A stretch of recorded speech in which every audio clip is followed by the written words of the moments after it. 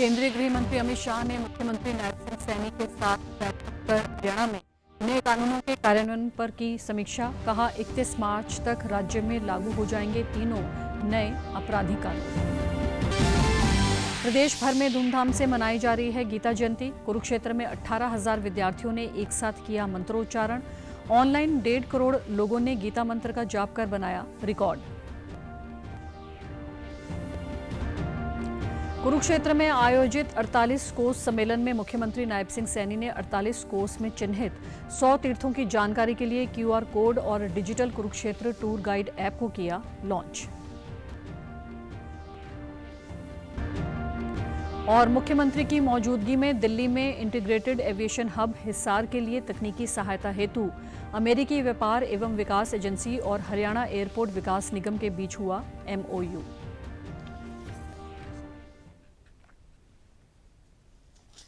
नमस्कार, मैं भानुप्रिया। अब समाचार विस्तार से। केंद्रीय गृह मंत्री अमित शाह ने कल नई दिल्ली में मुख्यमंत्री नायब सिंह सैनी के साथ राज्य में 3 नए आपराधिक कानूनों के कार्यान्वयन पर समीक्षा बैठक की अध्यक्षता की। इस दौरान अमित शाह ने जरूरी सुझाव देते हुए कहा कि हरियाणा के मुख्यमंत्री को 15 दिन में और मुख्य सचिव व पुलिस महानिदेशक को सभी संबंधित विभागों के अधिकारियों के साथ सप्ताह में एक बार नए कानूनों के कार्यान्वयन की प्रगति की समीक्षा करनी चाहिए। गृह मंत्री ने कहा कि प्रधानमंत्री नरेंद्र मोदी के नेतृत्व में 3 नए आपराधिक कानून नागरिक अधिकारों के रक्षक और न्याय की सुगमता का आधार बन रहे हैं। उन्होंने हरियाणा को 31 मार्च 2025 तक राज्य में नए आपराधिक कानूनों का 100% कार्यान्वयन सुनिश्चित करने को कहा। तकनीक के उपयोग पर बल देते हुए शाह ने कहा कि राज्य के हर जिले में 1 से अधिक फॉरेंसिक मोबाइल वैन उपलब्ध होनी चाहिए। उन्होंने 0 FIR की मॉनिटरिंग की जिम्मेदारी डिप्टी SP के लेवल के अधिकारी को दिए जाने की हिदायत दी। साथ ही क्षेत्रीय भाषाओं में इनके अनुवाद पर भी जोर दिया। गृह मंत्री ने कहा कि राज्य के पुलिस महानिदेशक सभी पुलिस कर्मियों को समझाएं कि समय पर न्याय दिलाना उनकी प्राथमिकता है। उन्होंने DGP को सभी पुलिस अधीक्षकों द्वारा निर्धारित समय सीमा के तहत मामलों की जांच सुनिश्चित करने का सुझाव दिया।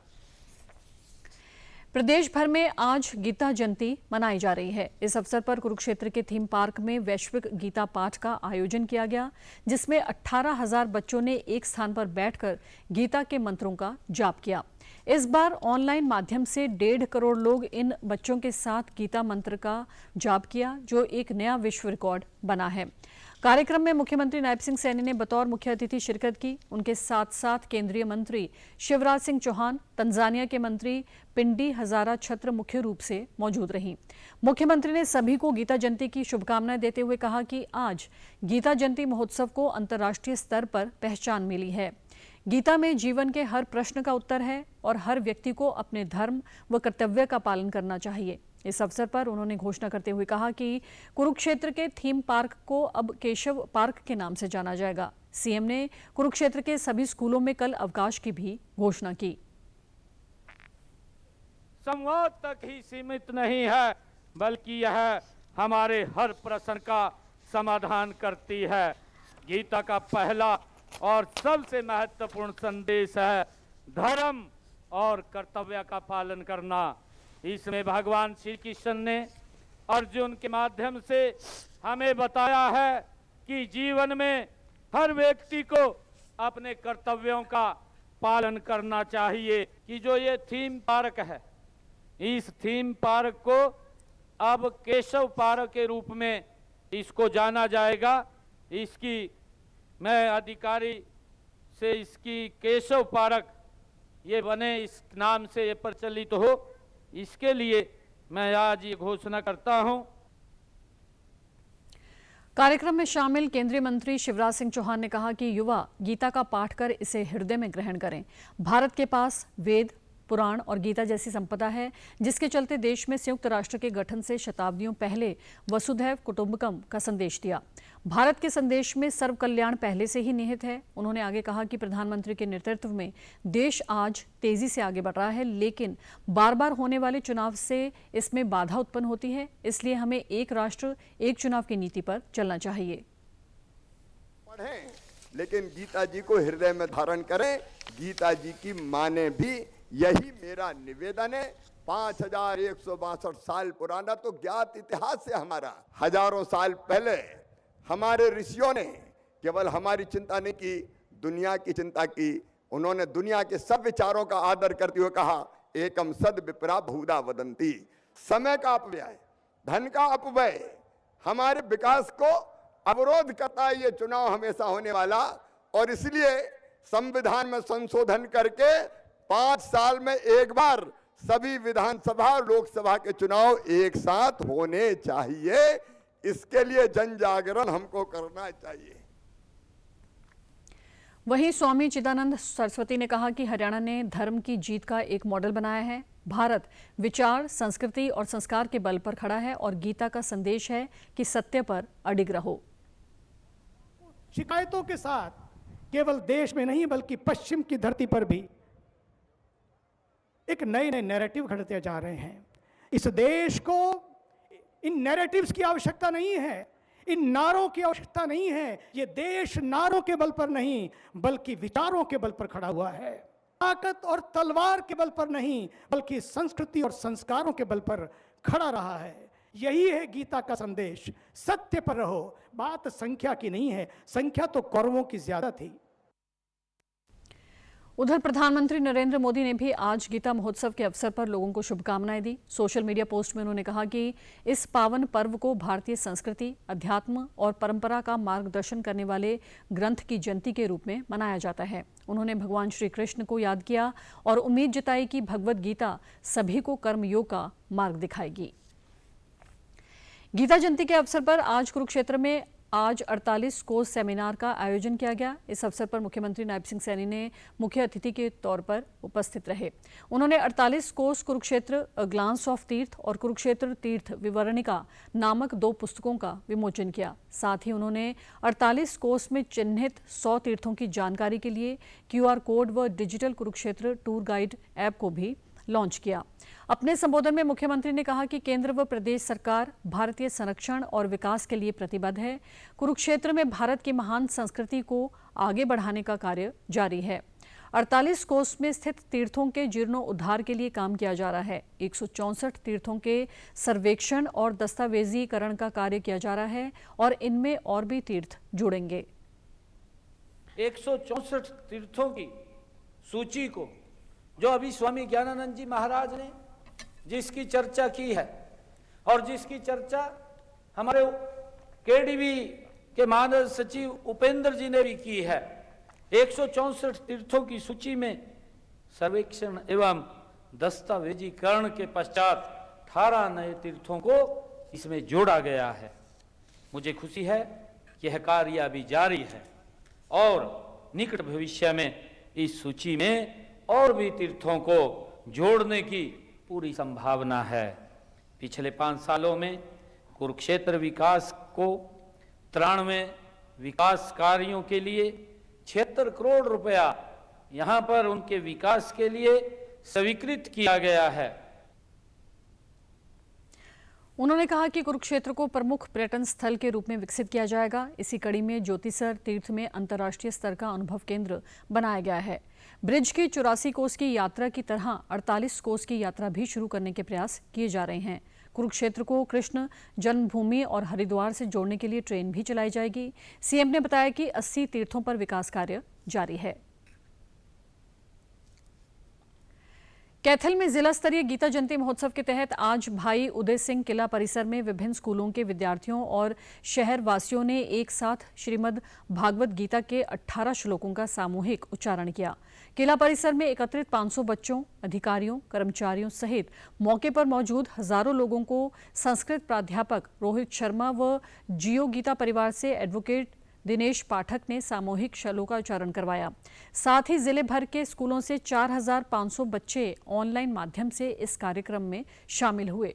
श्लोका उच्चारण सत्र में कैथल के एसडीएम अजय कुमार ने बतौर मुख्य अतिथि और डीईईओ सरोज दहिया ने बतौर विशिष्ट अतिथि शिरकत की। इस समारोह में सम्मिलित लोगों ने कहा कि गीता जयंती महोत्सव गीता ज्ञान को घर घर तक पहुंचाने का सबसे अच्छा माध्यम है जो हर उम्र के लोगों को प्रेरित करेगा। भगवान श्री कृष्ण का दिया उपदेश सदियों तक मानव जाति का मार्गदर्शन करता रहेगा। ऐसा लगा कि हमें इनका अपने जीवन में बहुत ही प्रयोग करना चाहिए। गीता के श्लोक के लिए आए थे। गीता का उत्सव लगा हुआ था जिसमें हमने 11 गीता के श्लोक पढ़े हैं, जिसे सुनकर हमारे मन को बहुत ज़्यादा शांति मिली है। हमें ये श्लोक थे ये बहुत ज़्यादा महत्वपूर्ण थे, इसीलिए हमें इस श्लोक को सुनकर हमें बहुत ज़्यादा शिक्षा मिली है। इस दौरान बच्चों ने प्रदर्शनी का अवलोकन किया। वहीं ओपन स्टेज पर बच्चों ने धार्मिक प्रस्तुतियां देकर अपनी प्रतिभा का प्रदर्शन किया। श्लोक उच्चारण के माध्यम से विद्यार्थियों ने महाराज धृतराष्ट्र व संजय के बीच हुए संवाद से लेकर भगवान श्री कृष्ण द्वारा अर्जुन को दिए गीता के संदेश को लोगों तक पहुंचाया। इस दौरान निकाली गई शोभा यात्रा में कई मनमोहक झांकियां भी दिखाई गई। हैफेड चेयरमैन कैलाश भगत ने इस शोभा यात्रा का शुभारंभ किया। उन्होंने कहा कि गीता जयंती को लेकर लोगों में बड़ी श्रद्धा और उत्साह है। इकट्ठा पाठ कुरुक्षेत्र के अंदर किया और पूरे हरियाणा प्रदेश में 11 बजे हर जगह पे गीता का जो है वो पाठ किया गया। ये सब जो है स्वामी ज्ञानानंद जी महाराज की शुरुआत की जो गीता की देन है।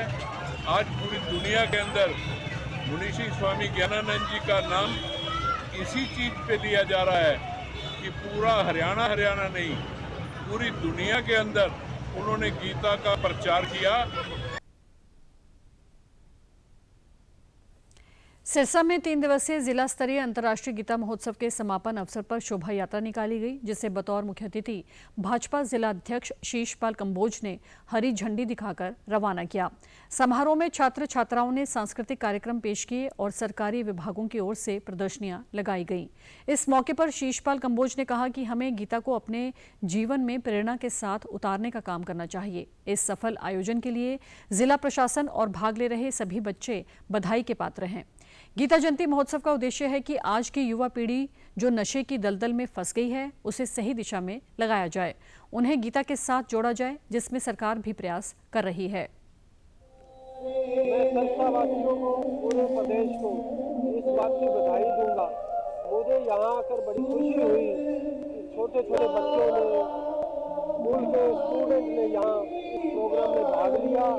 सारी यूथ जो आज नशे की तरफ जा रही है, उस पूरी यूथ को गीता के साथ जोड़ने से सरकार का हमारा यही प्रयास है कि धार्मिक गीता के साथ जोड़ने के लिए हमारी सरकार का प्रयास रहेगा, ताकि सारा यूथ जो नशे से दूर हो जाए। कार्यक्रम में भाग ले रही छात्राओं ने सरकार का आभार जताते हुए कहा कि उन्हें यहां आकर बहुत अच्छा लगा। ऐसे कार्यक्रमों से युवाओं को अपनी संस्कृति से जोड़ा जा सकता है। उन्होंने कहा कि गीता हमारे जीवन का लक्ष्य बताती है। जीवन का लक्ष्य पता चलता है, गीता हमारे जीवन का लक्ष्य बताती है। जिस प्रकार एक माँ अपने कीचड़ में सने हुए बच्चे को प्यार से उठाती है, ठीक उसी प्रकार गीता भी एक व्यक्ति के दुख से भरे हुए उसे सुख की प्राप्ति करवाती है। सरकार द्वारा हमें सरकार ये आयोजन करती है कि हमें जानने का मौका मिले। सरकार का इसमें बहुत बड़ा योगदान है। मैं आपको सौभाग्यशाली मानती हूँ कि मुझे ऐसे प्रोग्राम में आने का मौका मिला, इतना कुछ जानने को मिला, और मैं चाहती हूँ कि मैं आगे भी बहुत ज़्यादा आऊँ। और मुझे बहुत अच्छा लग रहा है अपनी संस्कृति के बारे में जान के, अपने भारत के बारे में जान के, कृष्णा के बारे में जान के और भगवद गीता के बारे में जान के बहुत प्रेरित होते हैं। मैं खुद की बात करूँ तो मुझे भी बहुत अच्छा लग रहा है कि सरकार इस तरह से हमारे भारत को, जो आज की पीढ़ी है, उसको एजुकेट कर रहा है। हमारे मुख्यमंत्री नायब सिंह सैनी ने कहा कि प्रगतिशील विजन व सतत प्रयास से हरियाणा वैश्विक सहयोग को बढ़ावा देने के लिए अपनी सक्रिय भागीदारी निभा रहा है। वैश्विक निवेशकों के लिए बेहतर इंफ्रास्ट्रक्चर प्रदान करने के फलस्वरूप हरियाणा विदेशी निवेशकों के लिए पहली पसंद है। हिसार स्थित महाराजा अग्रसेन हवाई अड्डे पर एकीकृत विमानन हब की विकास परियोजनाओं को पूरा करने के उद्देश्य से तकनीकी सहायता हेतु वित्त व्यवस्था प्रबंधन की दिशा में हरियाणा सरकार सार्थक कदम बढ़ा रही है।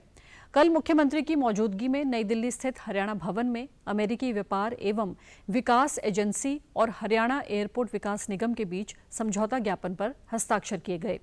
ये समझौता हिसार हवाई अड्डे पर संचालन, एकीकृत विनिर्माण क्लस्टर और विश्व बंदरगाह, कार्गो लॉजिस्टिक्स हब, ओवरहॉलिंग की सुविधा आदि विकास परियोजनाओं की तैयारी और क्रियान्वयन के लिए तकनीकी सहायता हेतु किया गया है।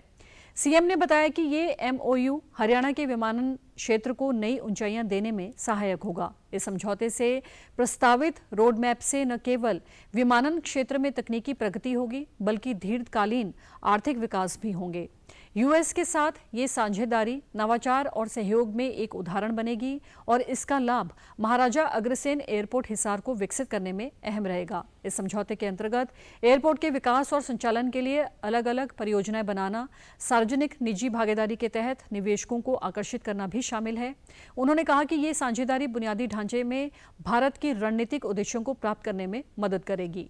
विमानन क्षेत्र में ये एमओयू प्रेरणादायक रहने के साथ ही राज्य में रोजगार के नए अवसर सृजित भी करेगा।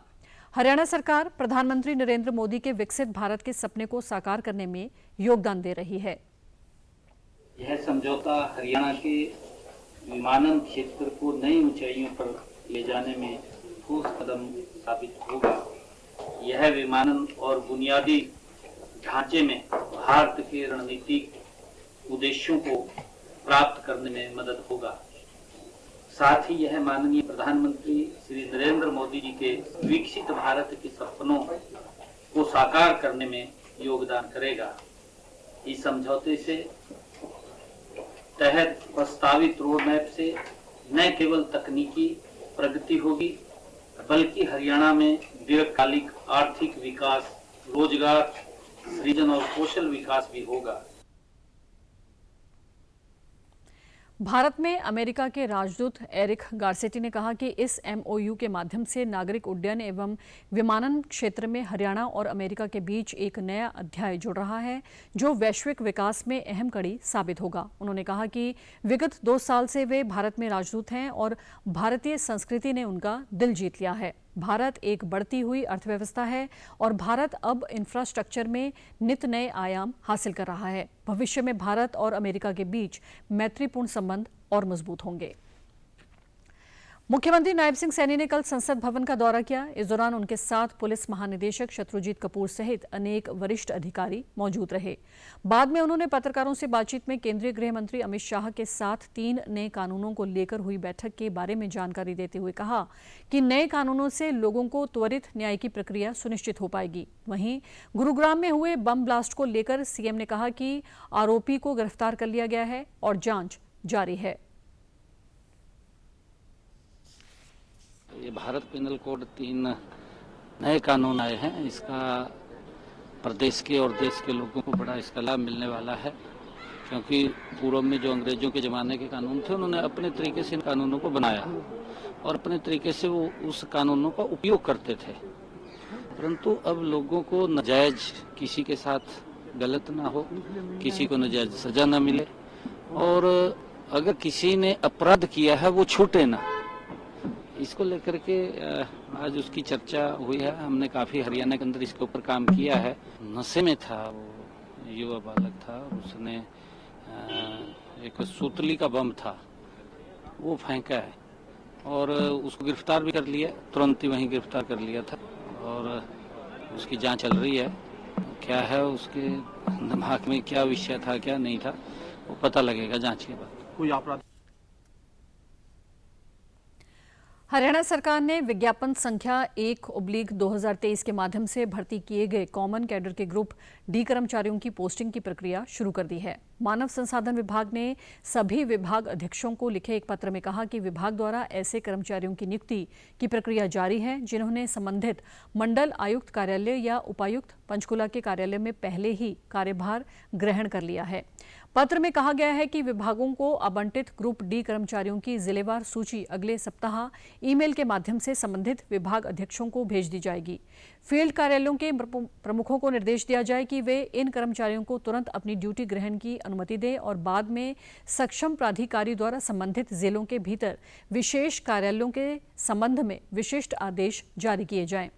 विभागों द्वारा ये भी सुनिश्चित किया जाए कि इन कर्मचारियों का मेडिकल फिटनेस सर्टिफिकेट और चरित्र सत्यापन उनकी ज्वाइनिंग से पहले पूरा हो गया हो। इसके अलावा प्रत्येक जिले में ग्रुप डी कर्मचारियों की ज्वाइनिंग प्रक्रिया की देखरेख के लिए एक नोडल अधिकारी नियुक्त किया गया है। नोडल अधिकारी ड्यूटी ग्रहण करने वाले कर्मचारियों की समेकित सूची तैयार करने और उसे मानव संसाधन विभाग को सौंपने के लिए उत्तरदायी होगा।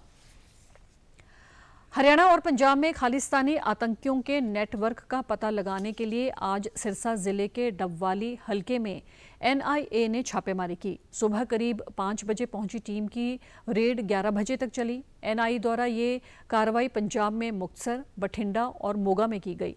एनआईए ने डबवाली रोड और गांव लोहगढ़ में 2 जगहों पर छापेमारी की। गांव लोहगढ़ में टीम बठिंडा जेल में बंद अमर प्रताप सिंह उर्फ राजू के घर पहुंची और राजू के पिता कुलदीप सिंह से पूछताछ की है। राजू पर एनडीपीएम एक्ट का एक केस दर्ज है और 1 महीना पहले ही उस पर आर्म्स एक्ट का में भी एक केस दर्ज हुआ है। एनआईए ने दूसरी रेड डबवाली शहर के धालीवाल कॉलोनी में की। यहां राजू के साथी बलराज सिंह से पूछताछ की गई और पूछताछ के बाद बलराज को छोड़ दिया गया। कार्रवाई के संबंध में राजू के दोस्त बलराज सिंह और आज़ाद सिंह ने बताया कि एनआईए की टीम ने उनके परिवार से पूछताछ की है। एनआईए को शक है कि मेरा और मेरे परिवार का राजू के साथ कोई संबंध है, लेकिन ऐसा कुछ भी नहीं है। शक होया सी थोड़ा बहुत भी अमृतपाल सिंह मेरे कोले आंदा। अमृतपाल नाल मेरा कोई कंटैक्ट वगैरह भी कुछ भी नहीं ते सिर्फ गल्ला उन्हां दे घरे लै के गया सीगा। ਉਹ ਰਾਜੂ ਹੈ ਉਹਦਾ ਨਾਮ ਵੈਸੇ। ਉਹ ਤਾਂ ਅਸੀਂ ਤੂੜੀ ਵਗੈਰਾ ਲੈਂਦੇ ਨੇ ਜਿਵੇਂ ਮੈਂ ਪਸ਼ੂਆਂ ਦਾ ਕੰਮ ਕਰਦਾ ਸੀ। ਉਹਨਾਂ ਦਾ ਖੇਤੀਬਾੜੀ ਦਾ ਕੰਮ। ਮੈਂ ਤਾਂ ਇਹ ਪੁੱਛਿਆ ਸੀਗਾ ਵੀ ਰਾਜੂ ਜਾਣਦੇ ਆ? ਮੈਂ ਕਿਹਾ ਹਾਂਜੀ ਜਾਣਦਾ ਜੀ। ਕਹਿੰਦੇ ਵੀ ਕਿਵੇਂ ਜਾਣਦਾ? ਮੈਂ ਕਿਹਾ ਜੀ ਤੂੜੀ ਵਗੈਰਾ ਲੈਂਦੇ ਆ ਜੀ ਇਹਨਾਂ ਤੁਸੀਂ ਵੀ ਪੁਰਾਣਾ ਲਿਹਾਜ਼ ਉਹਦੇ ਡੈਡੀ ਨਾਲ ਸੀਗੀ ਤੇ ਇਸ ਮੈਟਰ 'ਚ ਜਾਣਦੇ ਆ। ਇਹਦਾ ਅਰਸ਼ ਡੱਲੇ ਦਾ ਤੇ ਉਹ ਅਰਸ਼ ਡੱਲਾ ਕਿੱਥੋਂ ਦਾ ਰਹਿਣ ਵਾਲਾ? ਉਹ ਮੈਨੂੰ ਜਾਣਦੇ ਨਹੀਂ ਆ ਜੀ, ਨਾ ਮੈਂ ਉਹਨੂੰ ਜਾਣਦਾ। ਮੈਂ ਤਾਂ ਇਕੱਲੇ ਇਹਨੂੰ ਅੰਮ੍ਰਿਤਪਾਲ ਉਰਫ ਰਾਜੂ ਨੂੰ ਹੀ ਜਾਣਦਾ ਸੀਗਾ। ਉਹ ਵੀ ਤੂੜੀ ਵਾਲਾ ਮੈਟਰ ਸੀਗਾ ਵੀ ਤੂੜੀ ਲੈਂਦੇ ਸੀਗੇ, ਪਹਿਲਾਂ ਪਸ਼ੂ ਰੱਖਦੇ ਸੀ। ਉਹਦਾ ਬਈ ਮੇਰੇ ਭਾਈ ਬਾਰੇ ਪੁੱਛਦੇ ਸੀ, ਰਾਜੂ ਬਾਰੇ ਜੀ ਪੁੱਛਣ ਆਏ ਸੀਗੇ। ਬਸ ਸੀਗੇ 5-6 ਜਾਣੇ ਟੀਮ ਜੀ ਵਾਲੇ।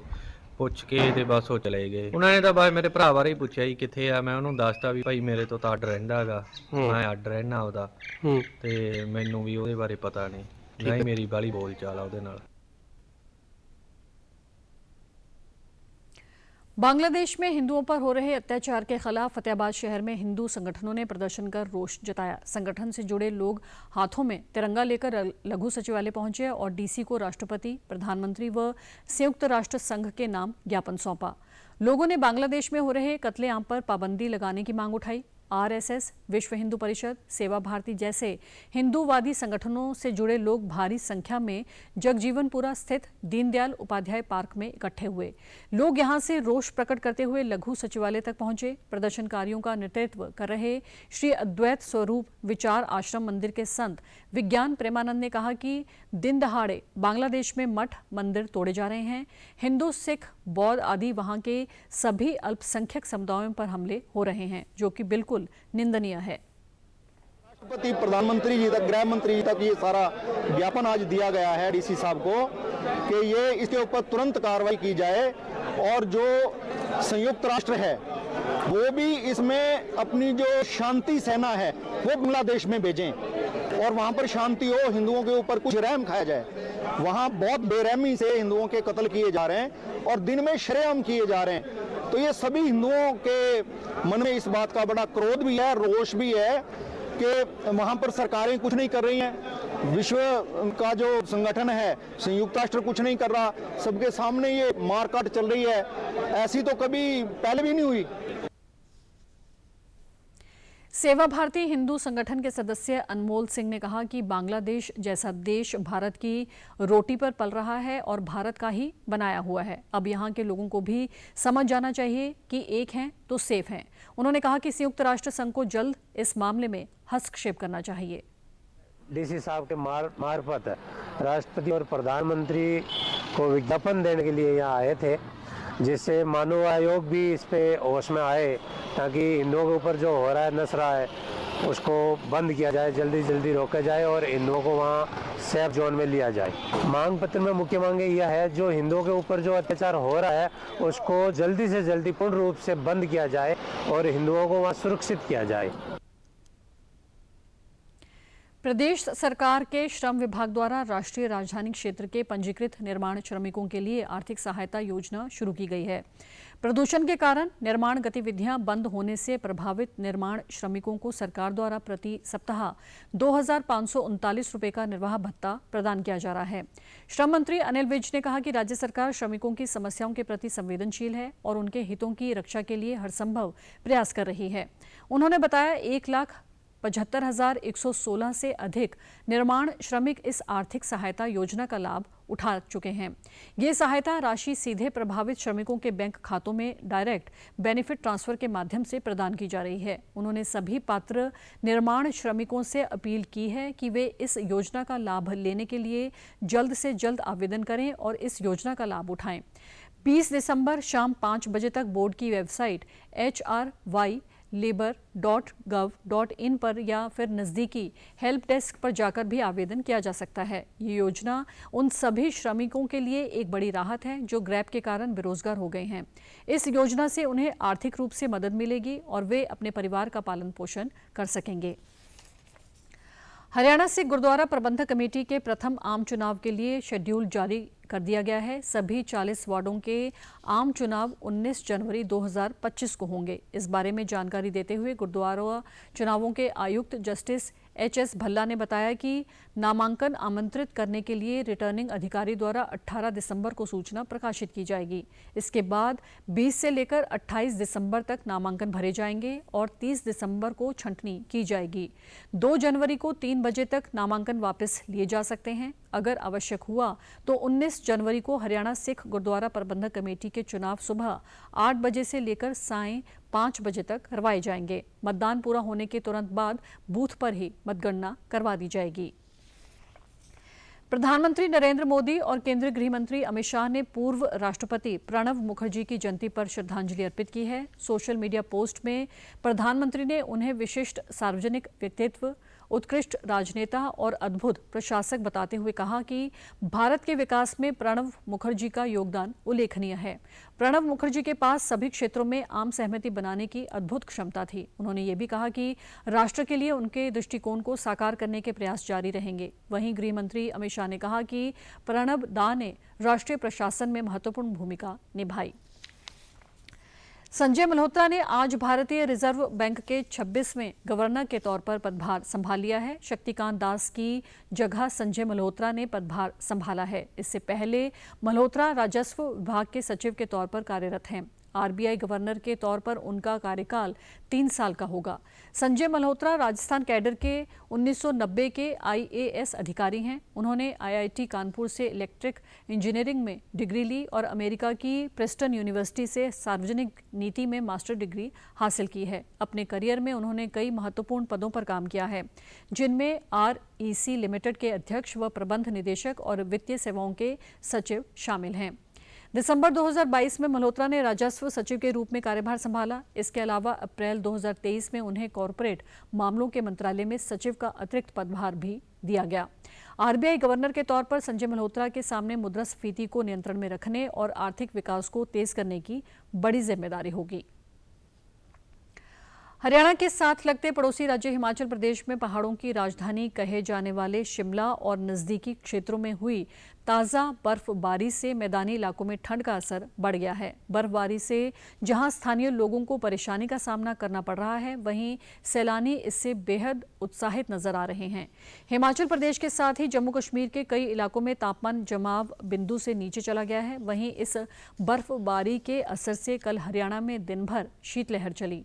पिछले 24 घंटे में तापमान 4 डिग्री तक गिर चुका है। कल हिसार जिले में न्यूनतम तापमान 3.7 डिग्री दर्ज किया गया। मौसम विभाग ने हरियाणा में 14 दिसंबर तक शीतलहर चलने का अलर्ट जारी किया है। वहीं हरियाणा, NCR और दिल्ली में तापमान में और अधिक गिरावट आ सकती है। रक्षा मंत्री राजनाथ सिंह ने कल मॉस्को में भारत रूस अंतर सरकारी सैन्य और सैन्य सहयोग आयोग के 21वें सत्र के दौरान रूस के राष्ट्रपति व्लादिमीर पुतिन से मुलाकात की। रक्षा मंत्री ने राष्ट्रपति पुतिन को प्रधानमंत्री नरेंद्र मोदी की ओर से हार्दिक शुभकामनाएं दी। राजनाथ सिंह ने व्लादिमीर पुतिन के साथ द्विपक्षीय रक्षा सहयोग के विभिन्न मुद्दों पर चर्चा की। दोनों नेताओं ने कहा कि दोनों देशों के बीच साझेदारी में अपार संभावनाएं हैं और संयुक्त प्रयासों से उल्लेखनीय परिणाम सामने आएंगे। बैठक के दौरान राजनाथ सिंह ने भारत रूस के बीच दोस्ती को पर्वत से भी ऊंचा और महासागर से भी गहरा बताया। उन्होंने कहा कि भारत हमेशा से ही अपने रूसी मित्रों के साथ खड़ा रहा है और भविष्य में भी खड़ा रहेगा। वहीं राजनाथ सिंह ने रूसी रक्षा मंत्री से मॉस्को में भारत रूस अंतर सरकारी सैन्य और सैन्य तकनीकी सहयोग आयोग RRIGC MNMT सी के 21वें सत्र की सह अध्यक्षता की। रक्षा मंत्री ने इस बात पर जोर दिया कि भारत रूस संबंध बहुत मजबूत हैं और 2024 में प्रधानमंत्री नरेंद्र मोदी की रूस की 2 यात्राओं से संबंध और मजबूत हुए हैं। राजनाथ सिंह ने मेक इन इंडिया परियोजनाओं में रूसी उद्योगों की भागीदारी बढ़ाने के लिए नए अवसरों पर जोर दिया। वहीं रूसी रक्षा मंत्री ने दोनों देशों के बीच आपसी विश्वास पर आधारित संबंधों को और गहरा करने पर जोर दिया। उन्होंने INS तुशील के जल वातावरण पर रक्षा मंत्री को बधाई दी। राजनाथ सिंह ने रूस के विदेश मंत्री को आयोग के 22वें सत्र की सह अध्यक्षता करने के लिए भारत आने का निमंत्रण दिया, जिसे उन्होंने स्वीकार कर लिया। दोनों मंत्रियों ने बैठक के प्रोटोकॉल पर हस्ताक्षर किए। समाचारों में आज इतना ही। नमस्कार।